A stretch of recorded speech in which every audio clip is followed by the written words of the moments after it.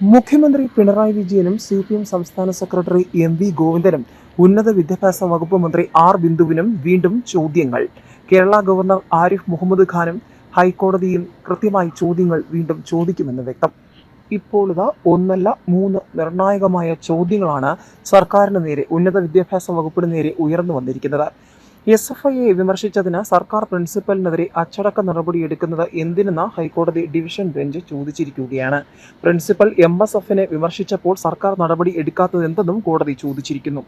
ഇതിനിടയിൽ കാലിക്കറ്റ് സർവകലാശാല സിൻഡിക്കേറ്റ് തിരഞ്ഞെടുപ്പ് സ്റ്റേ ചെയ്ത ഗവർണറുടെ നടപടിയെ തുടർന്ന് സർവകലാശാലയുടെയും പരാതിക്കാരുടെയും ഹിയറിംഗ് ഗവർണർ നടത്തിയെങ്കിലും സിൻഡിക്കേറ്റ് തിരഞ്ഞെടുപ്പ് തുടരുന്നത് സംബന്ധിച്ച് ഗവർണർ അന്തിമ തീരുമാനം കൈക്കൊള്ളുന്നത് നീളും. മറ്റൊരു പ്രധാനപ്പെട്ട ചോദ്യം, UGC വ്യവസ്ഥ ലംഘിച്ച് സർക്കാർ കോളേജ് പ്രിൻസിപ്പൽമാരുടെ നിയമനങ്ങൾ പുനഃപരിശോധിക്കണമെന്ന മുഖ്യമന്ത്രിക്ക് നിവേദനം. വിശദമായി തന്നെ നോക്കാം എന്താണ് 3 സംഭവങ്ങളും. SFIക്കെതിരായ പ്രിൻസിപ്പലിന്റെ പരാമർശം. SFIയെ വിമർശിച്ചതിന് സർക്കാർ പ്രിൻസിപ്പലിനെതിരെ അച്ചടക്ക നടപടിയെടുക്കുന്നത് എന്തിനെന്ന ഹൈക്കോടതി ഡിവിഷൻ ബെഞ്ച്. പ്രിൻസിപ്പൽ MSFനെ വിമർശിച്ചപ്പോൾ സർക്കാർ നടപടിയെടുക്കാത്തത് എന്തെന്നും കോടതി. മാർച്ച് 31 വിരമിക്കുന്ന ഡോക്ടർ രമയ്ക്കെതിരെ അച്ചടക്ക നടപടി സ്വീകരിക്കാനുള്ള സർക്കാർ ഉത്തരവ് ഡിവിഷൻ ബെഞ്ച് കഴിഞ്ഞ ആഴ്ച സ്റ്റേ ചെയ്തിരുന്നു. ഹർജി ഉത്തരവിനായി മാറ്റി. SFI എന്ന വിദ്യാർത്ഥി സംഘടനയെ ഒരു സാമൂഹ്യ മാധ്യമത്തിന് നൽകിയ ഇന്റർവ്യൂയിലൂടെ പരസ്യമായി വിമർശിച്ച പ്രിൻസിപ്പലിനെതിരെ സർക്കാർ എന്തിന് അച്ചടക്ക നടപടി എടുക്കണമെന്ന ഹൈക്കോടതി ഡിവിഷൻ ബെഞ്ച്. നേരത്തെ പ്രിൻസിപ്പൽ MSFനെ വിമർശിച്ചപ്പോൾ സർക്കാർ എന്തുകൊണ്ട് നടപടി എടുത്തില്ലെന്നും കോടതി സർക്കാർ അഭിഭാഷകരോട് ചോദിച്ചു. കാസർഗോഡ് ഗവൺമെന്റ് കോളേജ് പ്രിൻസിപ്പലായിരുന്ന ഈ മാസം 31 സർവീസിൽ നിന്നും വിരമിക്കുന്ന ഡോക്ടർ രമയ്ക്കെതിരെ അച്ചടക്ക നടപടി സ്വീകരിക്കുന്നതിന്റെ ഭാഗമായുള്ള സർക്കാരിന്റെ അന്വേഷണ നടപടികൾ റദ്ദാക്കണമെന്നാവശ്യപ്പെട്ട അപ്പീൽ ഹർജിയിൽ ഡിവിഷൻ ബെഞ്ച് വാദം കേൾക്കവേ ജസ്റ്റിസ് മുഹമ്മദ് മുസ്താഖ്, ജസ്റ്റിസ് ശോഭ അന്നമ്മ എന്നിവരടങ്ങുന്ന ഹൈക്കോടതി ഡിവിഷൻ ബെഞ്ച് നിരീക്ഷിച്ചു. സാമൂഹ്യ മാധ്യമത്തിൽ പ്രിൻസിപ്പൽ നൽകിയ ഇന്റർവ്യൂ പൂർണ്ണമായും ഓപ്പൺ കോടതിയിൽ സ്ക്രീനിൽ പ്രദർശിപ്പിച്ചു. പ്രിൻസിപ്പൽ സർക്കാരിനെതിരെ യാതൊരു പരാമർശവും നടത്തിയിട്ടില്ലെന്ന് കോടതിക്ക് ബോധ്യപ്പെട്ടു. കാസർഗോഡ് ഗവൺമെന്റ് കോളേജ് ക്യാമ്പസിൽ അച്ചടക്കം നടപ്പിലാക്കാൻ ശ്രമിക്കുകയും മുൻ SFI നേതാക്കൾ അനാവശ്യമായി കോളേജിൽ പ്രവേശിക്കുന്നത് തടയുകയും കോളേജിൽ വിദ്യാർത്ഥികൾ നടത്തുന്ന അസന്മാർഗിക പ്രവർത്തനങ്ങളും വ്യാപകമായ ലഹരി ഉപയോഗവും തടയാൻ ശ്രമിക്കുകയും SFI നേതാക്കൾക്കെതിരെ പരസ്യമായി പരാമർശം നടത്തുകയും ചെയ്തതിന്റെ പേരിൽ SFI നേതാക്കളുടെ പരാതിയുടെ അടിസ്ഥാനത്തിൽ പ്രിൻസിപ്പലിന്റെ ചുമതല വഹിച്ചിരുന്ന ഡോക്ടർ രമയെ പ്രിൻസിപ്പൽ സ്ഥാനത്തു നിന്നും നീക്കി മഞ്ചേശ്വരം ഗവൺമെന്റ് കോളേജിലേക്ക് സ്ഥലം മാറ്റിയിരുന്നു. SFIക്കാരുടെ പരാതിയെ തുടർന്ന് ഉന്നത വിദ്യാഭ്യാസ മന്ത്രി നേരിട്ടിടപെട്ടായിരുന്നു പ്രിൻസിപ്പലിന്റെ സ്ഥലം മാറ്റം. അധ്യാപികയ്ക്കെതിരെ ശിക്ഷാ നടപടികൾ സ്വീകരിക്കുന്നതിന്റെ ഭാഗമായി അന്വേഷണത്തിന് കോഴിക്കോട് കോളേജ് വിദ്യാഭ്യാസ ഡെപ്യൂട്ടി ഡയറക്ടറെ സർക്കാർ ചുമതലപ്പെടുത്തി. ഡോക്ടർ രമ മാർച്ച് 31 സർവീസിൽ നിന്നും വിരമിക്കുന്നതിന് മുൻപ് അധ്യാപികയ്ക്കെതിരെ തിരക്കിട്ട് അന്വേഷണം പൂർത്തിയാക്കണമെന്ന SFIയുടെ സമ്മർദ്ദം പരിഗണിച്ചാണ് സർക്കാരിന്റെ നടപടി. വിരമിക്കുന്നതിന് മുൻപ് സർവീസിൽ നിന്നും സസ്പെൻഡ് ചെയ്യാനും അന്വേഷണം പൂർത്തിയാകുന്നതുവരെ അധ്യാപികയുടെ പെൻഷൻ ആനുകൂല്യങ്ങൾ അനിശ്ചിതമായി തടയുകയുമാണ് ഉന്നം. അച്ചടക്ക നടപടി തടയണമെന്നാവശ്യപ്പെട്ട് അധ്യാപിക അഡ്മിനിസ്ട്രേറ്റീവ് ട്രിബ്യൂണലിനെ സമീപിച്ചുവെങ്കിലും അച്ചടക്ക നടപടി തുടരാൻ സർക്കാരിന് അനുമതി നൽകുകയായിരുന്നു. ഈ മാസം 12 കാസർഗോഡ് കോളേജിൽ അന്വേഷണത്തിന് നേരിട്ട് എത്തിച്ചേരാൻ അന്വേഷണ ഉദ്യോഗസ്ഥൻ ആവശ്യപ്പെട്ടിരുന്നു.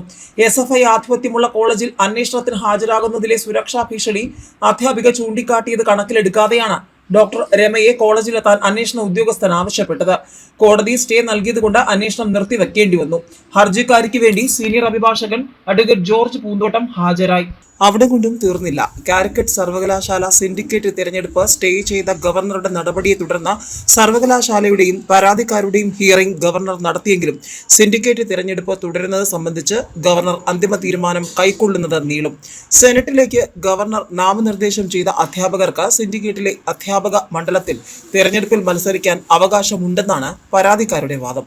Doctor P Raveendran, doctor MD Vasudevan എന്നിവരുടെ പത്രികകളാണ് റിട്ടേണിംഗ് ഓഫീസറായ രജിസ്ട്രാർ തള്ളിയത്. ഡോക്ടർ വാസുദേവൻ വകുപ്പ് മേധാവി എന്ന നിലയിലും ഡോക്ടർ രവീന്ദ്രൻ ഗവേഷണ സ്ഥാപനത്തിന്റെ പ്രതിനിധി എന്ന നിലയിലുമാണ് സെനറ്റിലേക്ക് നാമനിർദ്ദേശം ചെയ്യപ്പെട്ടത്. സിൻഡിക്കേറ്റ് തെരഞ്ഞെടുപ്പ് സ്റ്റേ ചെയ്തതിനെതിരെ CPM സെനറ്റ് അംഗം കോടതിയെ സമീപിച്ചിരുന്നു. എന്നാൽ ഗവർണർക്ക് ഹിയറിംഗ് നടത്തി തീരുമാനം കൈക്കൊള്ളാമെന്ന് ഹൈക്കോടതി അറിയിച്ചിരുന്നു. ഇതിന്റെ അടിസ്ഥാനത്തിലാണ് ഗവർണർ ബുധനാഴ്ച ഹിയറിംഗ് നടത്തിയത്. ഇക്കാര്യത്തിൽ വിശദമായ നിയമോപദേശം ലഭിച്ച ശേഷം മാത്രമേ ഗവർണർ അന്തിമ തീരുമാനം കൈക്കൊള്ളുകയുള്ളൂ. നിർത്തിവെച്ച സിൻഡിക്കേറ്റ് തെരഞ്ഞെടുപ്പ് നീളാനാണ് സാധ്യത. ഗവർണർ മാർച്ച് 25 തലസ്ഥാനത്ത് മടങ്ങിയെത്തും.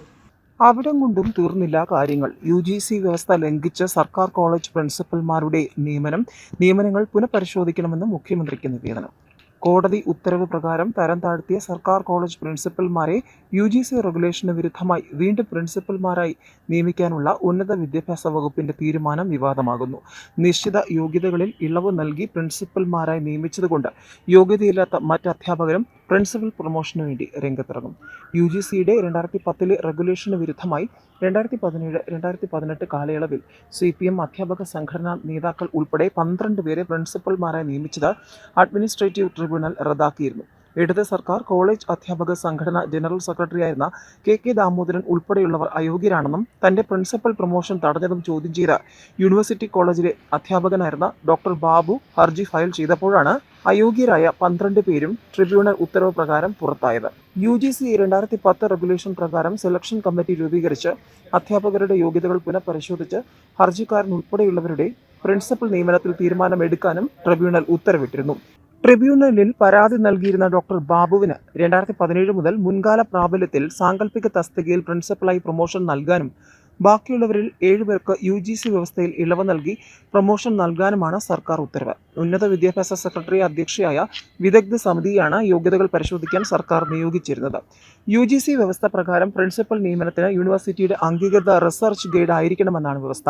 എന്നാൽ UG PG വിദ്യാർത്ഥികളുടെ പ്രോജക്റ്റുകൾ ഗൈഡ് ചെയ്ത അധ്യാപകരെ യൂണിവേഴ്സിറ്റി അംഗീകൃത ഗൈഡുകളാണെന്ന് ദുർവ്യാഖ്യാനം ചെയ്താണ് നിയമവ്യവസ്ഥകൾ അട്ടിമറിച്ച് 7 പേർക്ക് പ്രിൻസിപ്പൽ പ്രൊമോഷൻ നൽകിയിരിക്കുന്നത്. രാഷ്ട്രീയ സമ്മർദ്ദങ്ങളുടെ അടിസ്ഥാനത്തിൽ UGC യോഗ്യതയില്ലാത്ത അധ്യാപകരെ സർക്കാർ കോളേജ് പ്രിൻസിപ്പൽമാരായി നിയമിച്ച ഉന്നത വിദ്യാഭ്യാസ മന്ത്രിയുടെ നടപടി അടിയന്തരമായി പിൻവലിക്കണമെന്നാവശ്യപ്പെട്ട് സേവ് യൂണിവേഴ്സിറ്റി ക്യാമ്പയിൻ കമ്മിറ്റി മുഖ്യമന്ത്രിക്ക് നിവേദനം നൽകി.